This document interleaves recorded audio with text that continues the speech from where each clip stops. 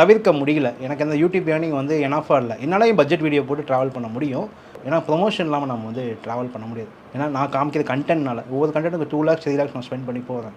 So அதனால தான். நம்ம தமிழ் ட்ரக்கர் ப்ரோ என்ன சொல்றாருன்னா, அவருக்கு யூடியூப் இன்கம் வந்து பத்தாம இருக்காம். ஏன்னா வந்து அவர் வந்து எக்ஸ்ப்ளோர் பண்றதுக்கு அதிகமா செலவாகுதுன்னு சொல்றாரு. யூடியூப்ல வந்து நல்ல இன்கம் வரும். அப்படி எவ்வளோ தான் வருது? ஏன் பத்தாம இருக்குன்னு சொல்றாரு?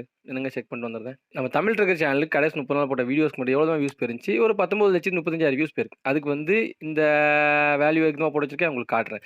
அதாவது நம்ம தமிழ் ட்ரக்கர் சேனல்லயே ஒரு வீடியோ போட்டிருந்தாரு. அவர் இன்கம் வீடியோ. அதில வந்து 2,93,000 வியூஸ் போனதுக்கு அவருக்கு வந்து ரூ. 9,000 கிடைச்சிருக்குன்னு போட்டிருக்காரு. ஸோ அவருக்கு போன வியூஸுக்கு அந்த வேல்யூ நம்ம வந்து ஆட் பண்ணோம்னு வைங்களேன், அவருக்கு இந்த மாசம் எவ்வளோ இன்கம் வந்துங்கிறது கிடைச்சிரும். அதாவது இந்த மாசம் கடைசி 30 நாள்ல ஒரு ரூ. 59,000 தான் வந்திருக்கு.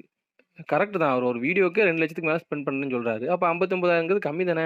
அப்போ ப்ரமோஷன் பண்ணி தானே ஆகணும். ஸோ அப்படி பார்க்கும்போது வந்து சில வீடியோஸில் ரிட்டர்ன் எடுத்துடுவேன் நான். சில வீடியோஸில் ரொம்ப அடி வாங்குவேன். இது வரைக்கும் இன்னைக்கு வரைக்குமே வந்து நான் இது வரைக்கும் ப்ராஃபிட் பார்த்தது கிடையாது.